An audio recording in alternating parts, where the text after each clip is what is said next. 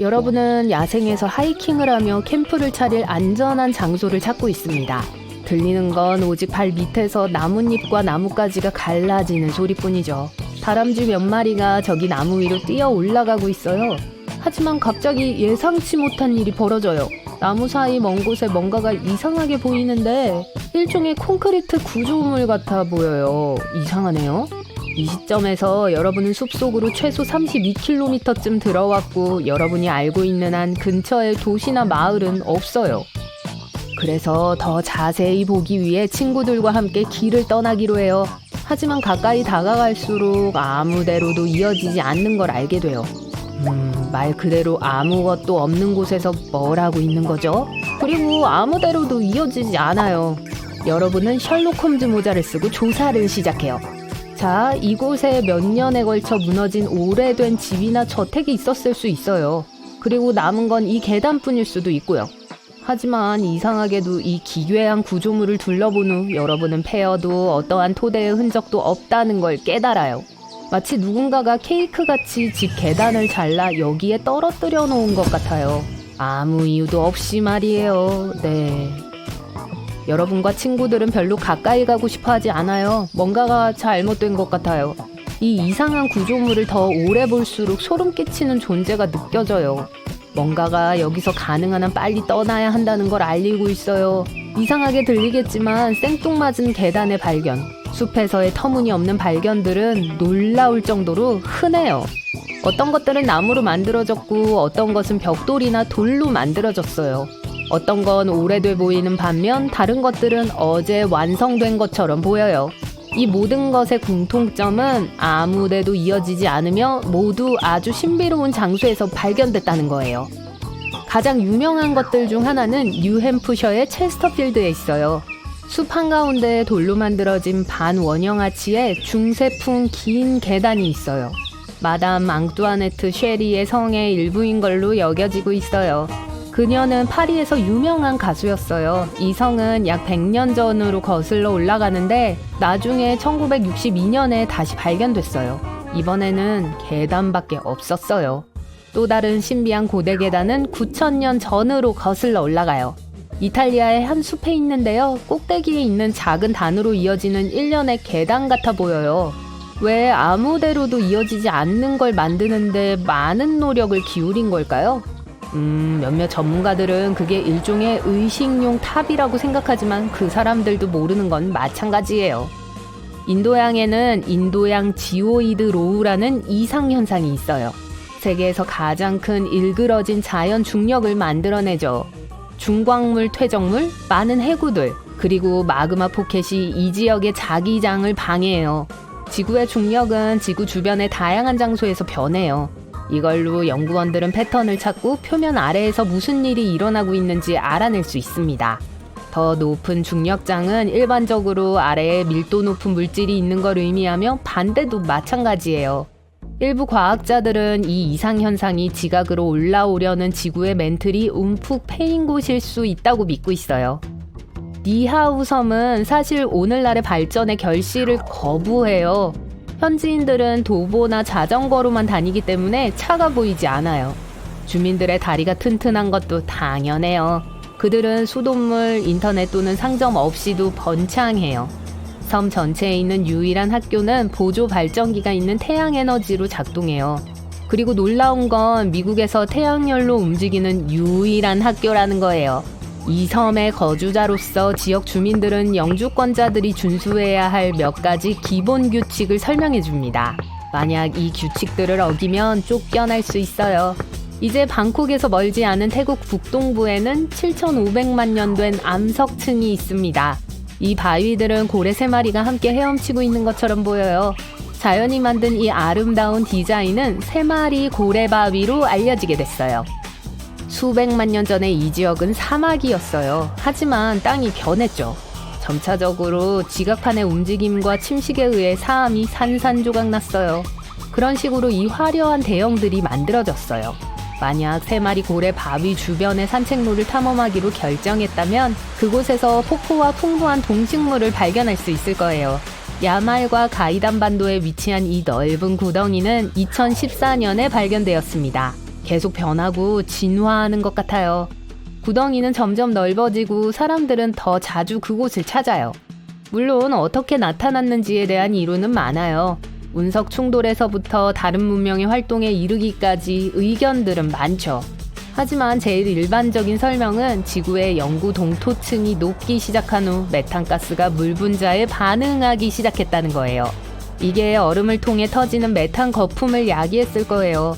분화구들은 수천 년이 되었을 수도 있지만 확실히 아는 사람은 없습니다.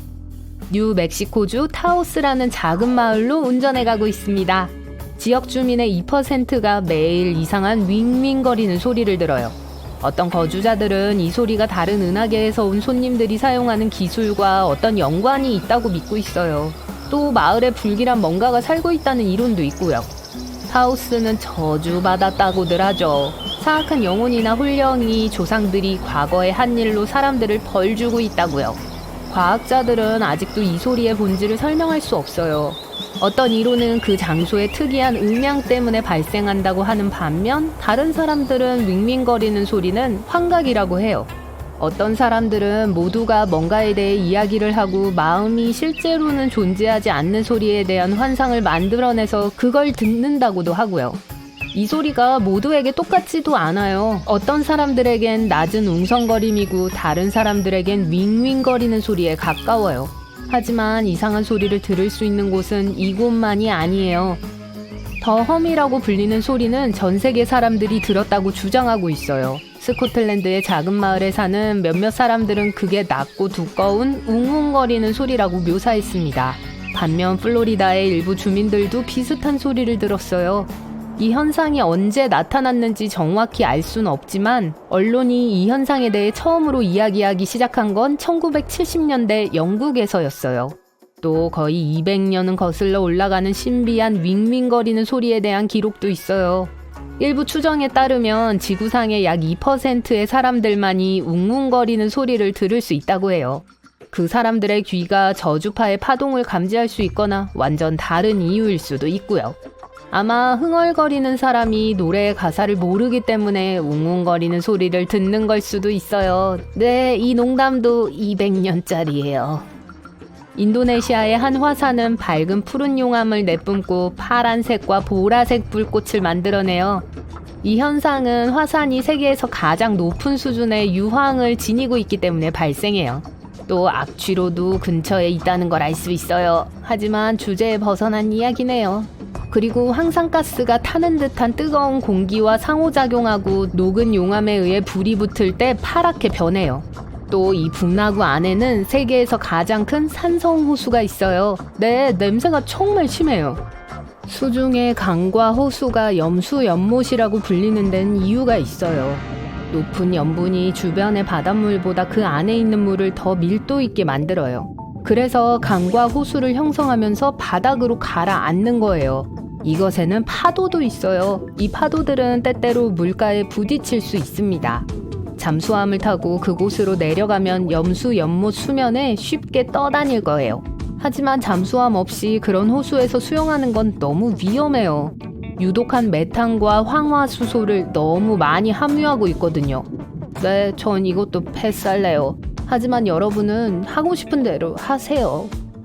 멕시코의 크리스탈 동굴은 세계에서 가장 독특한 결정 구조물의 본거지입니다. 동굴 안의 초희귀한 환경 덕분에 그곳의 결정체들은 믿을 수 없는 크기로 자라요. 공기가 엄청나게 습합니다. 물은 우유빛 거인들의 성장을 촉진시키는 수톤의 미네랄을 포함하고 있어요. 어떤 건 전봇대보다 더 길어요. 돌풍이 눈이 쌓인 지역을 가로질러 눈을 굴리기 시작할 때 원통형 눈 도넛이 생겨요. 마치 눈사람을 만들듯이요. 만약 그게 진짜라면 결국 바람이 움직이기엔 너무 무거워질 거예요. 하지만 눈 도넛의 중심은 비어 있어요. 도넛의 안쪽 층이 너무 얇고 도넛이 형성될 때 날아가기 때문이죠. 이것으로 눈덩이보다 더 가벼워져요. 그래서 더 굴러가기도 하는 거예요. 안타깝게도 눈 도넛이 나타나려면 아주 정확한 조건이 필요하기 때문에 보기 힘듭니다. 에티오피아의 다날키 한물지는 아마도 여러분이 볼 수 있는 가장 이상하게 생긴 곳 중 하나일 거예요. 네온빛 온천, 용암 웅덩이, 광활한 염전이 여기저기 흩어져 있어요. 여기서는 특히 조심해야 해요. 유독가스가 열수구 위로 소용돌이치고 있거든요. 그리고 많은 웅덩이들이 산성이 강해요. 그러니까 수영하러 가지 마세요. 적어도 점심 식사 후 30분까지는요. 농담이에요. 그리고 마지막으로 1992년 바다에서 발견된 28,000마리의 고무 오리만큼 미스테리한 게 또 없어요. 홍콩에서 미국으로 목욕 장난감을 운반하던 배가 바다에서 길을 잃었을 때예요. 이 오리들 중 일부는 수십 년이 지난 후에도 여전히 바다에 떠 있어요. 남아메리카, 알래스카, 하와이, 그리고 심지어 호주에서도 목격됐어요. 그리고 갖고 놀면 목욕 시간이 즐겁죠. 고무오리. 놀랍지만 버려진 야생동물 공원 안으로 들어간다고 상상해보세요. 동물우리에는 풀이 무성하게 자라고 작은 집들은 오랫동안 방치된 채 거미줄과 곰팡이가 여기저기 널려 있습니다. 어두운 건물 안으로 들어가니 앞에 초록빛이 빛납니다. 가까이 다가가 보니 거대한 물탱크였어요. 오래된 녹색물이 들어있는데 그 안에 거대한 물고기의 그림자가 보입니다. 여러분이 방금 본 것은 백상아리입니다. 상어는 포르말데이드 용액 안에 거의 완벽하게 보존되어 있습니다. 2012년 호주의 와일드라이프 원더랜드는 운영을 중단했습니다. 모든 동물들은 그곳에서 옮겨졌지만 상어는 잊혔습니다. 2018년 도시탐험가 루크 맥퍼슨이 이 버려진 곳을 방문하여 방부 처리된 상어의 동영상을 올렸어요. 동영상은 수백만 건의 조회수를 기록했고 상어는 로지라는 이름을 얻었습니다. 그 이후로 그 공원은 많은 관광객들을 끌어모았습니다. 불행히도 공공기물 파손자들도 있었어요. 그들은 수조를 망가뜨리고 그 위에 낙서를 했죠. 사람들은 이 특이한 발견을 보존할 것을 요구했고 몇 달 후 상어 탱크가 거의 파괴되었을 때 운영 중인 다른 전시센터로 옮겨졌습니다. 그곳에서 수조는 복원됐고 수조 안의 액체도 교체돼서 상어는 그 모습을 유지할 수 있었어요. 다음 버려진 장소는 훨씬 더 무섭습니다. 아마도 그래서 많은 방문객들을 끌어모으고 있는 거겠죠? 이곳은 체코에 있는 작은 마을 루코바입니다. 작은 집들과 아늑한 거리, 풍부한 자연이 어우러진 이곳은 매우 아름답습니다. 그런데 나무들 사이로 갑자기 오래된 예배당의 실루엣이 눈에 띕니다. 안으로 들어가기 전에 그곳이 완전히 버려졌다는 걸 깨닫게 됩니다. 벽에 색이 바랜 페인트가 칠해진 낡은 벽돌과 녹슨 금속 지붕이 보입니다. 좀 으스스해 보이네요. 안으로 한 발짝 들어갑니다. 만약 여행자들이 밤에 이곳을 발견한다면 안에서 이것을 보고 비명을 지르며 도망칠 거예요. 예배당에는 수호 성인들의 동상이 있습니다. 대부분은 벤치에 앉아 있고 일부는 서 있죠. 석고상이기 때문에 움직이지 않아요. 하지만 가장 무서운 사실은 각 동상이 하얀 시트로 덮여 있다는 것입니다. 1968년 예배당 지붕이 썩기 시작했습니다. 결국 무너졌고 주민들은 더 이상 이곳에 오지 않았어요. 2014년 한 예술가가 석고상을 만들어 이곳에 놓았는데 마치 건물에 유령들이 있는 것처럼 보였습니다. 이 설치물은 전 세계의 관광객들을 끌어모으고 예배당을 복원하는 데 필요한 돈을 모으는 데 도움을 줍니다. 이곳은 미국입니다. 바손 하이웨이를 따라 운전하고 있어요. 길 양쪽에 울창한 숲이 있습니다. 버스 정류장에 가서 차에서 내립니다. 소문으로만 들었던 이상한 발견을 확인하기 위해서는 숲으로 들어가야 합니다. 덤불, 진흙, 나무 사이를 헤치고 가면 여기 있어요. 처음에는 전혀 특별한 것이 없어 보입니다. 그런데 위를 쳐다보세요. 녹슨 빨간 자전거가 말 그대로 나무 안에 있어요. 자전거는 숲의 일부가 되었습니다. 바퀴와 핸들바는 튀어나와 있고 나머지 부분들은 나무 기둥 안에 있어요.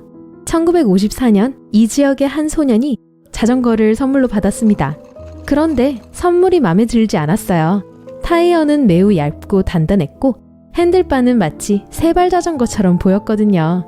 어느 날 이 소년은 친구들과 숲에서 놀고 있었고 오직 그 소년만 자전거가 있었어요.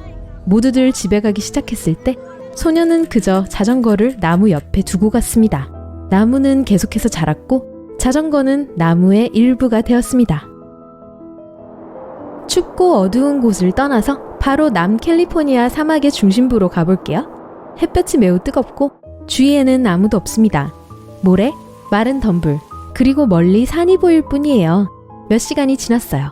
목이 마릅니다. 태양이 피부를 태우는 것 같아요. 그런데 갑자기 물이 보입니다. 아니면 신기루일까요? 그렇지 않길 바라면서 가까이 다가갑니다. 야호! 이건 진짜 물이에요. 하지만 오아시스는 아닙니다. 여기 사막 한가운데에 아무 표시도 없는 수영장이 있어요. 수영장으로 뛰어드니 너무 신나요. 이곳은 소셜풀이라고 합니다. 한 예술가가 2014년 여름에 지었어요. 물론 누구나 이 수영장을 이용할 수 있지만 모든 사람이 이 수영장을 찾을 수 있는 건 아닙니다. 불행히도 오늘날에는 그 흔적만 남아 있습니다. 버려진 장소들이 소름 끼치고 이상하기만 한 것은 아니에요. 어떤 경우에는 발견한 사람을 부자로 만들어주기도 하죠. 파리에 있는 피갈레 구역으로 갑니다. 이곳은 주택가이고 버려진 장소 같지 않은데요. 이 중 한 건물로 들어갑니다. 입구 우편함에서 우편물을 확인하는 사람들을 만납니다. 계단을 올라가서 한 아파트 문 앞에 멈춥니다. 다 허물어져 가네요. 문을 열고 안으로 들어갑니다. 여기서 보는 장면은 유령의 집 영화의 으스스한 장면을 떠올리게 합니다. 모든 가구와 장식은 이 시대의 물건이 아닙니다. 아파트 전체가 골동품처럼 보여요. 두꺼운 먼지층이 구석구석을 뒤덮고 있습니다. 테이블과 바닥에는 오래된 소름 끼치는 인형과 봉제왕구들이 놓여 있습니다. 뮤직박스에서 음산한 곡까지 흘러나오면 더할 나위 없는 공포영화 속 한 장면이에요. 마치 100년 전으로 거슬러 올라간 기분입니다. 어떤 의미에서는 사실이에요. 아파트 주인은 1940년대에 이사했습니다. 모든 것을 그대로 두고 갔어요.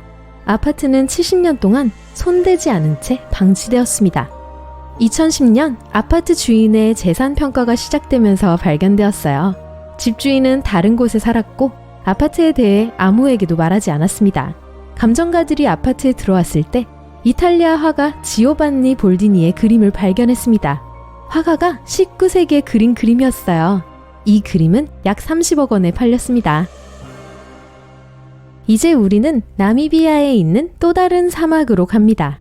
이곳 바닷가에서 멀지 않은 모래 언덕 사이로 말라버린 석호와 오래된 침몰선이 모래 속에 반쯤 잠겨있는 것을 볼 수 있습니다. 사실 침몰선의 일부라고 해야겠죠. 이 포르투갈 선박의 나이는 약 500년입니다.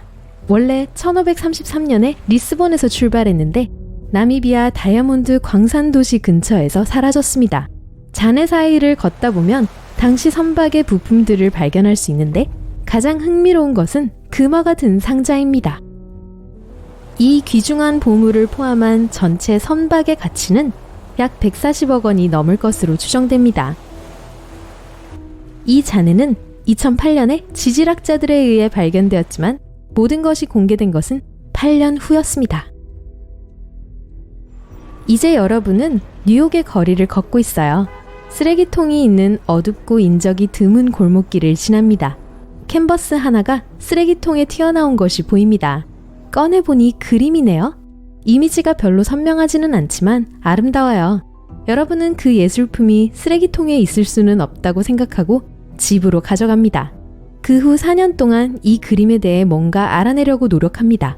그리고 어느 날 골동품에 대한 웹사이트에서 이 그림이 10억 원의 가치가 있는 사라진 예술품이라는 걸 알게 됩니다. 2003년 뉴욕의 한 여성에게 실제로 일어났던 일입니다. 그녀는 쓰레기통에서 그 그림을 발견했을 때 그림에서 어떤 힘이 뿜어져 나오는 것을 느꼈습니다. 그리고 그림의 주인이 1989년에 그것을 도난당했다는 것을 알게 됩니다. 그녀는 그림을 돌려주었고 보상으로 약 2천만 원을 받았습니다.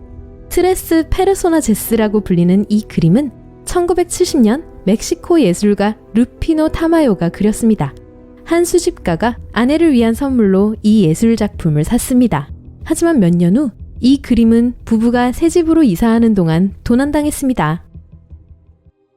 이제 가장 웅장하고 규모가 컸던 발견으로 우리의 여행을 마무리할게요. 여기는 터키입니다. 여러분은 아주 오랫동안 낡은 집에서 살았고 집을 다시 꾸미고 싶어 해요. 쓸모없는 물건들을 정리하다가 지하실이 있었다는 사실이 떠오릅니다. 전에는 필요 없었지만 이제 지하실을 방으로 개조하기로 합니다.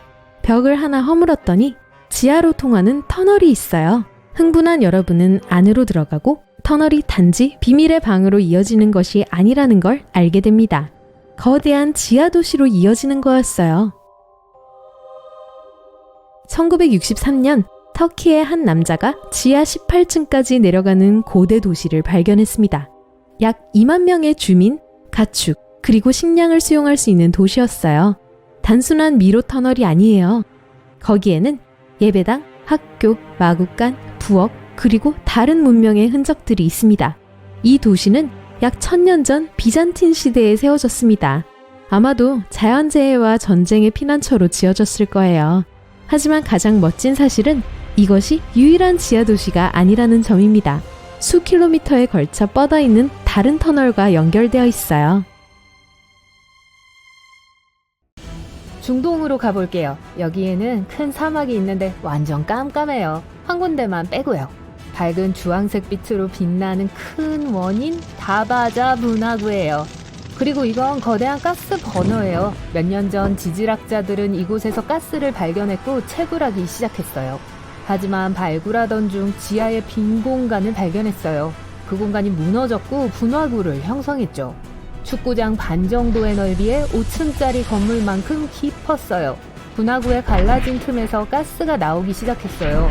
그리고 근처에서 동물들이 종종 풀을 뜯어먹기 때문에 지질학자들은 가스 기류에 불을 붙여 원천을 고갈시키기로 결정했죠. 지질학자들은 불이 하루나 이틀 뒤면 꺼질 거라고 생각했어요. 하지만 지금 이곳에 오시면 지하 세계로 가는 이 문이 여전히 불타고 있는 걸 보실 수 있을 거예요. 그리고 이게 거의 50년 동안 계속되고 있어요. 2013년에 한 남자가 처음으로 불타는 분화구의 바닥으로 내려갔습니다. 그는 그곳에서 다양한 샘플을 수집했고 과학자들은 지구상 어디에서도 찾아볼 수 없는 박테리아를 발견할 수 있었죠. 그 끝도 없이 불타는 프라이팬의 바닥에서 꽤 편안하게 있었던 거죠. 2009년 이탈리아 라큘라에 사는 한 남자가 돌로 된 거리 위에서 깜빡이며 춤추는 불빛을 보았습니다. 그는 즉시 뭘 해야 할지 알고 가족들을 더 안전한 곳으로 이동시켰어요. 불과 몇 초 후 규모 8.3의 거대한 지진이 전 지역을 강타했습니다. 이상한 불빛에 대한 그의 지식이 그와 그의 가족의 목숨을 구했죠.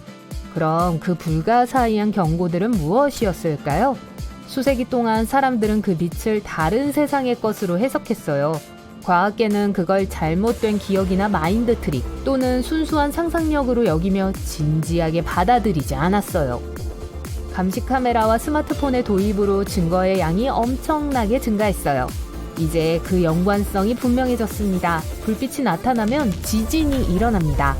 그래서 전문가들이 마침내 심각하게 받아들이기 시작했고 진실을 찾기 시작했죠. 하지만 수년간의 연구 끝에 오늘날까지도 지질학자들은 여전히 빛의 근원이 무엇인지 완전히 알아내지 못했어요. 하지만 다음과 같은 5가지 유형을 알아냈습니다. 폭풍 번개 또는 강한 카메라 플래시 같아 보이는 밝은 섬광이 하늘을 밝히는 것. 빛 기둥처럼 보일 수 있는 하늘의 광선, 땅에서 나오는 다양한 크기의 화염, 산 위에 퍼져 있는 빛, 그리고 천천히 움직이는 빛의 공들은 구상번개로 오인될 수 있어요. 똑같이 잘 알려지지 않은 또 다른 대기현상으로 문자 그대로 이것들은 유황 냄새를 남기고 폭발할 수 있는 떠다니는 번개덩어리예요. 하지만 구상번개와는 달리 이런 구형 지진광은 해가 없는 것 같아 보여요. 나중에 무슨 일이 일어날지를 생각하지 않으면 말이죠. 하지만 이 모든 종류의 빛으로도 전문가들은 이게 지진과 정확히 어떻게 연관되어 있는지 알지는 못해요. 지진 충돌 전에만 나타나는 게 아니에요. 일부는 지진 발생 중과 이후에도 보고된 바가 있어요. 또 운석 충돌, 화산 폭발 또는 오로라와 같은 다른 현상과 함께 나타날 수 있어요. 지금으로서는 과학자들은 설명할 수 없는 걸 설명할 이론만을 내놓을 수 있을 뿐입니다. 최근 이론 중 하나는 빛은 지진이 일어나는 동안 끊어진 전기선이었다고 주장하고 있습니다. 하지만 이 이론은 이 현상이 어떻게 수백 년 또는 수천 년 전에도 관찰되었는지에 대해선 설명하지 못해요. 고대 중국의 전설에서 용처럼 생긴 구름이 다가오는 지진에 대한 경고로 하늘에 나타나는 것처럼 말이죠. 또는 고대 로마 역사학자가 거대한 지진이 일어나기 직전에 폭발하는 거대한 불꽃 같은 빛을 보고한 것처럼요. 전기선 이론은 빠르게 잊혀졌어요. 다른 이론에선 가스가 빠져나가는 것 때문이라고 시사했어요. 지진이 일어나는 동안 지하의 암석들은 압력과 열에 의해 팽창하고 수축합니다. 이렇게 되면 암석들 사이에 작은 공간이 열리고 닫혀요. 다양한 가스들이 이 해로운 구멍들을 통과해요. 예를 들어 라돈이 지진 활동 중에 방출될 수 있습니다. 공기를 이온화시켜 전하를 띠게 만들 수 있어요. 하지만 라돈은 밝은 빛의 불꽃을 만들기에는 충분하지 않아요. 이 이론이 가깝지만 적중하지 않죠. 가장 널리 받아들여지는 이론 중 하나가 지하에서 위로 이동하는 전기에서 오는 것일 수도 있다는 거예요. 지구 깊은 곳의 마그마에서 형성되는 지하 화성암들이 스트레스를 받을 때 이온화된 또는 전하를 띤 산소를 방출해요. 그게 표면을 통과해 대기권으로 이동해 국부적인 전기장을 만들죠. 그게 짧은 가시광선 섬광을 발생시킬 수 있어요. 어떤 건 그렇게 빠르지도 않고 한 번에 몇 분 동안 계속될 수도 있어요. 그래서 여러분은 밤새 몇 시간 동안 운전하고 있어요. 잘 기회가 없어서 위기일발 상황이에요. 차를 세우고 스트레칭을 하러 나가요. 그러고는 하늘을 올려다보는데 아름다운 일출이 보여요. 와, 잠깐만요. 하늘에 태양이 3개 있어요. 눈을 비벼요. 근데 아니에요. 하늘엔 여전히 밝은 별 3개가 있어요. 우리의 고향별이 3조각으로 찢어진 건 아니에요. 2별이 방문한 것도 아니고요. 이것은 무리해라고 해요. 대부분 심한 서리가 내릴 때 생기죠. 하늘에 작은 얼음 결정체들이 빛을 구부려요. 그 결과 하늘에 하나의 밝은 점 대신 3개의 밝은 점을 볼 수 있는 거예요. 이 현상은 공식적으로는 무리라고 불려요. 보통 태양 주위에 있는 원일 뿐이에요. 밤에도 무리를 볼 수 있어요. 가로등을 보면 그 주변에 밝은 원이 보일 거예요. 가끔 무리는 더 멋진 형태가 될 수도 있어요. 공기 중에 얼음이 많으면 빛이 훨씬 더 휘어져요. 거울이 많은 방처럼요. 그러면 무리가 사람의 눈 모양을 취할 수도 있어요. 이 현상 때문에 가짜 새벽이 생길 수도 있어요. 수평선을 바라보고 있는 동안 새벽이 시작되고 태양의 가장자리가 나타나요. 조금만 더, 그리고 잠깐만요. 태양이 하늘에서 사라지기 시작했어요. 잠시 후 다시 어두워져요. 그리고 잠시 후 진짜 태양이 모습을 드러내요. 세계 태양에서 봤던 것과 같은 곡률 효과였어요. 지금은 빛이 수평이 아닌 수직으로 휘었어요. 그리고 진짜 태양 대신 하늘의 얼음 결정체에 반사된 태양이 나타난 거예요. 넘어갈게요. 이 구름은 공룡 같아요. 그리고 이건 고양이 같아요. 그리고 이건 우와, 구름이 떨어지는 것 같아요. 그냥 유방구름이었네요. 그 모양이 마치 땅에 쾅 떨어지는 구름덩어리처럼 보여요.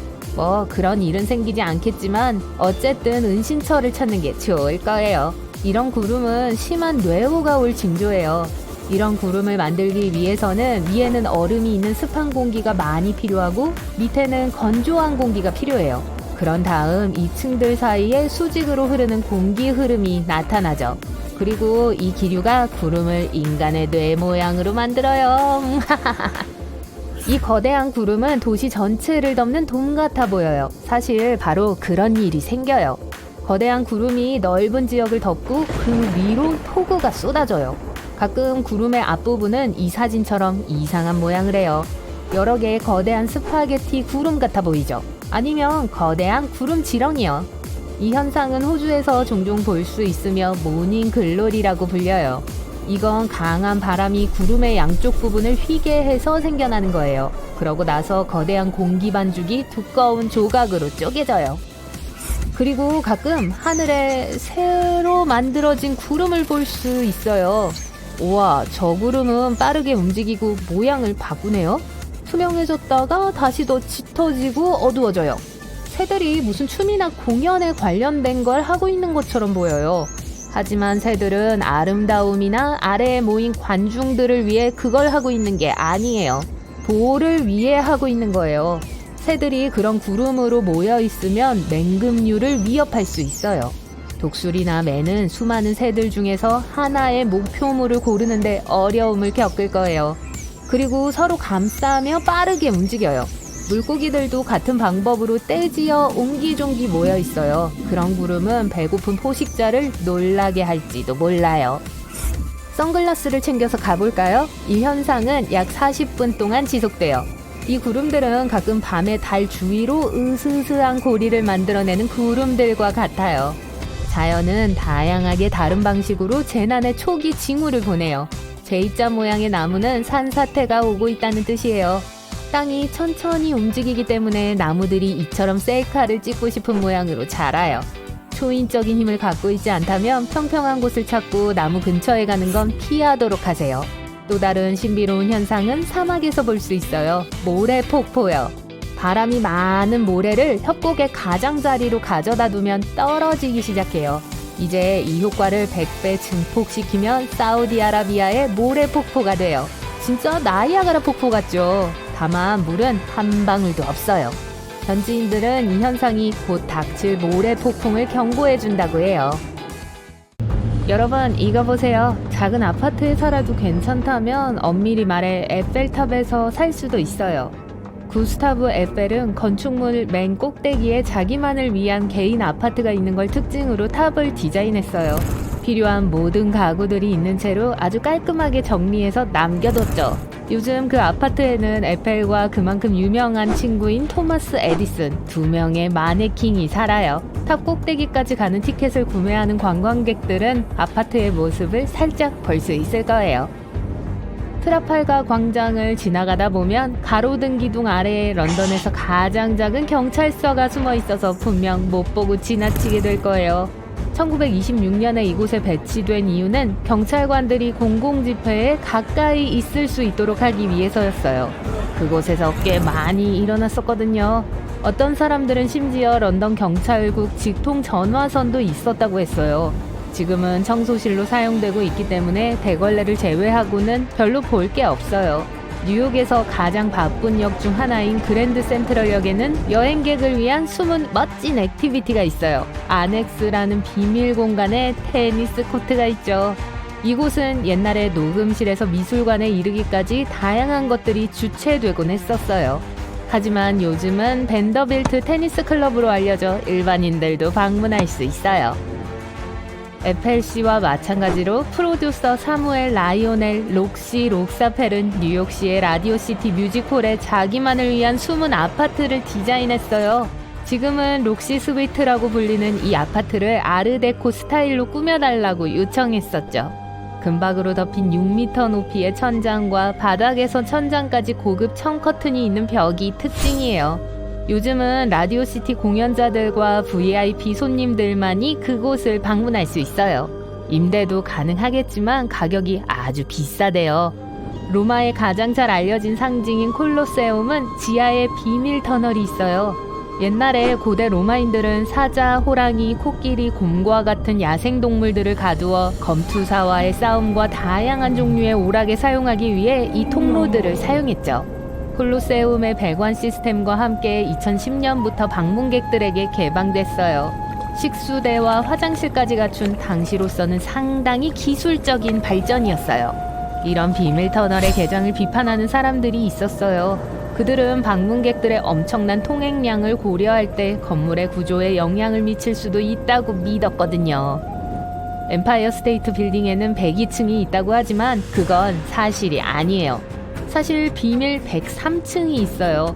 그곳에 가는 방법은 102층에 위치한 숨은 계단을 통해서예요. 하지만 주로 건물의 엔지니어들이나 가끔은 유명 인사들이 이용해요. 그게 다가 아니에요. 103층은 엠파이어 스테이트 빌딩의 캡슐로 이어져요. 이곳은 건물의 유명한 돔이에요. 가장 유명한 미국 랜드마크 중 한 곳에 미스테리한 비밀의 방이 있어요.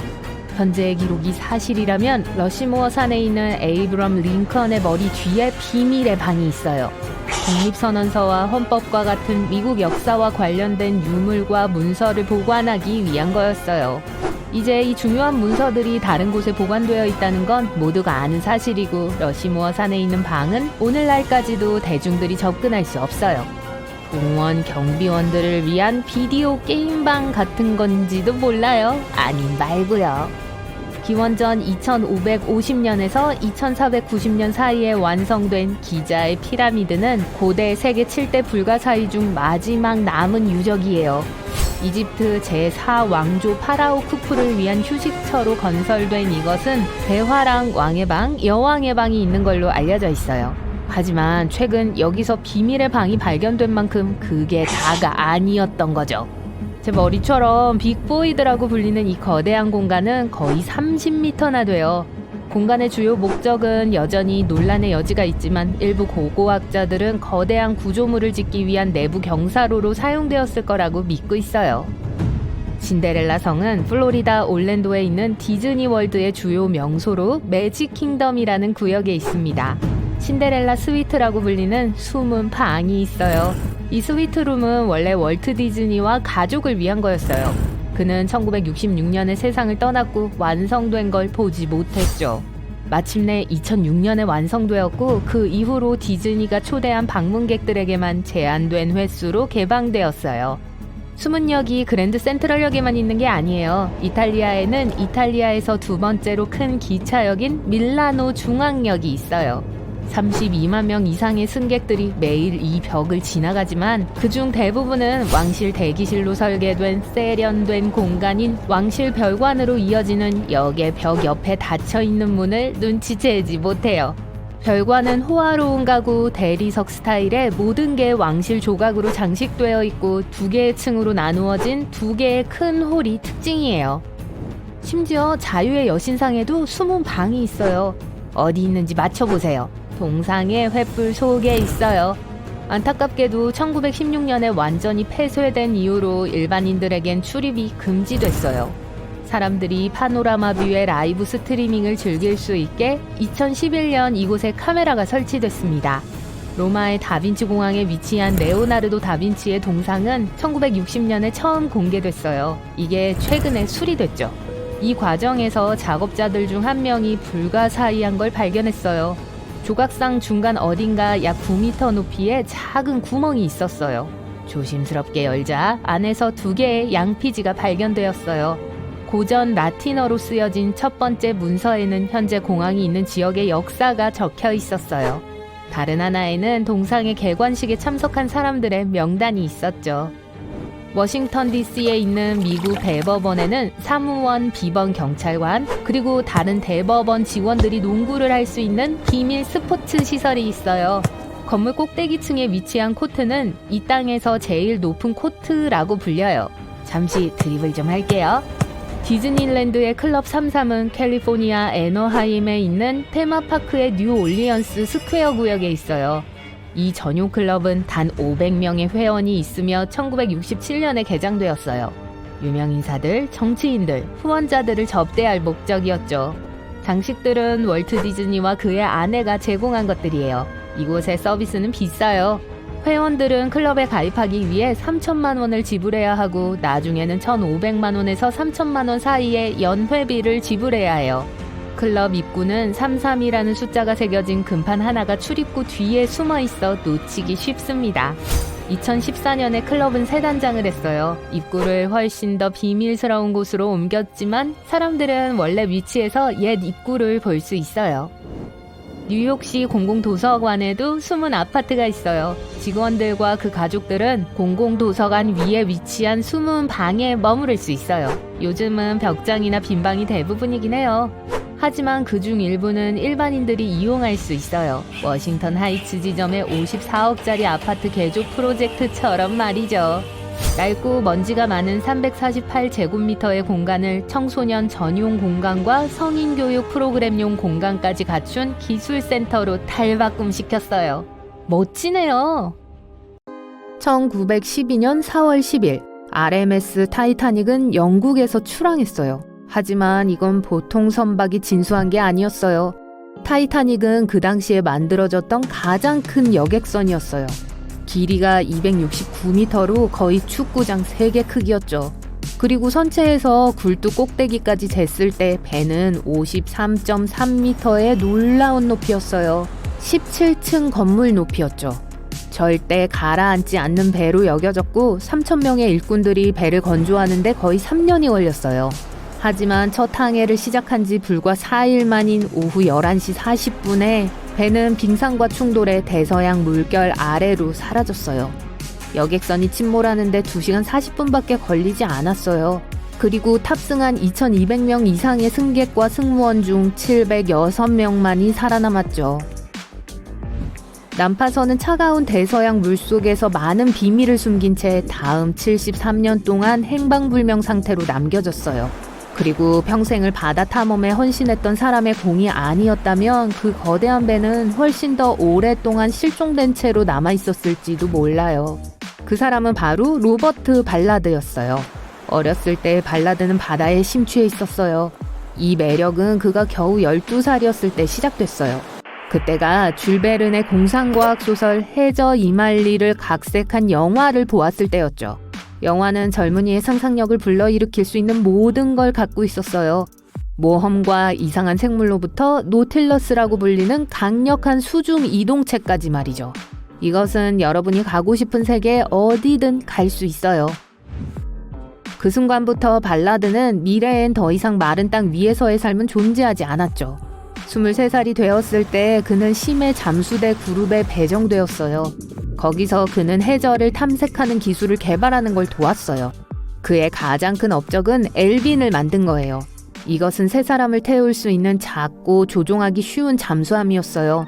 또 선원들이 안전하고 방수인 내부에 머무르며 수중 샘플을 수집할 수 있게 설계된 외부 기계식 팔도 있었죠.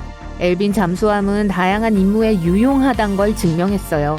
예를 들어 한 번은 바다에 추락한 항공기를 추적하는 데 사용됐어요.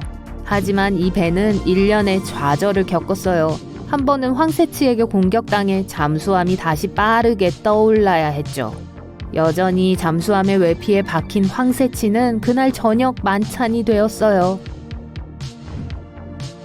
그리고 1968년 10월 잠수함을 물속으로 내리고 있는데 그걸 지탱하던 케이블이 끊어져 3명의 선원을 태운 채로 바닷속으로 떨어져 곤두박질 치게 되었어요.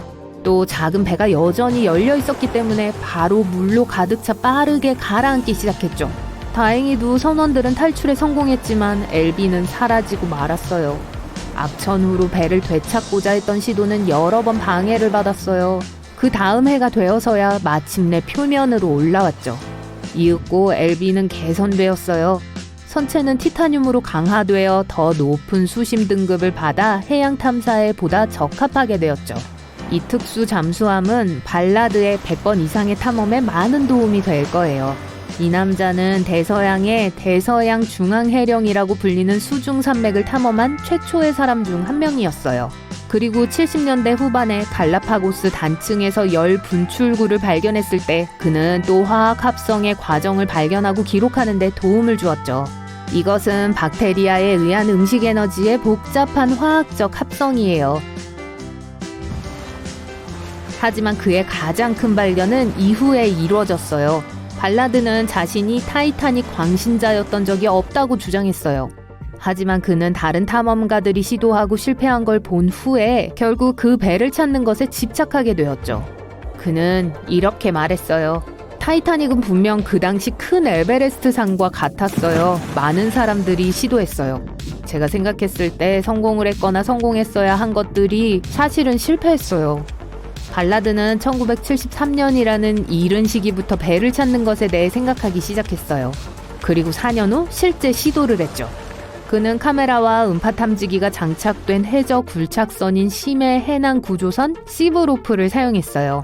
하지만 시추 파이프가 부서졌을 때 포기해야 했어요. 때가 아니었던 거죠. 80년대 초 텍사스 석유업자 잭 그림은 3차례에 걸쳐 난파선을 찾기 위해 노력했어요.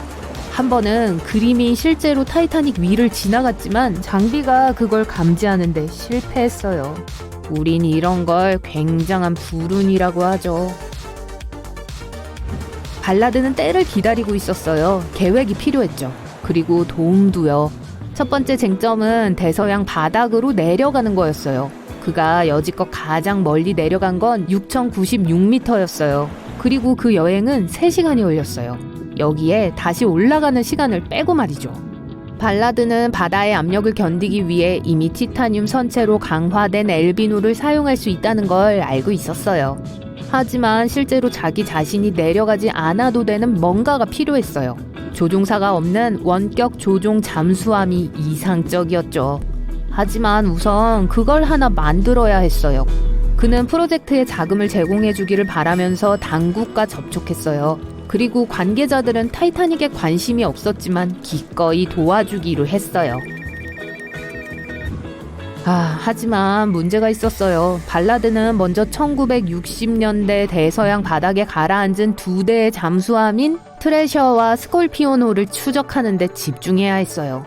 당국은 애초에 왜 침몰했는지 알아내는 연구를 하고 싶어 했죠.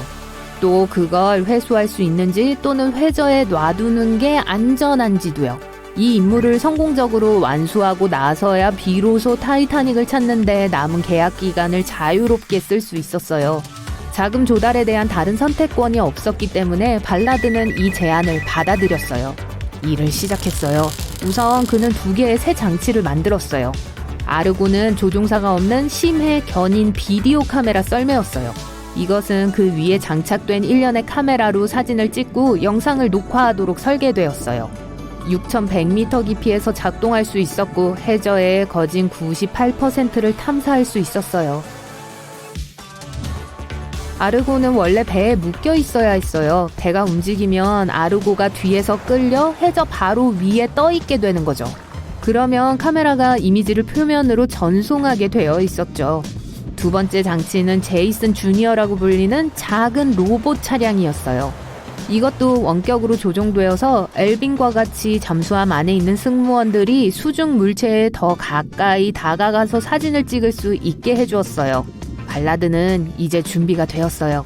그는 잠수함들을 빨리 찾아야 한다는 걸 알고 있었어요. 그리고 오래 걸리지 않았어요.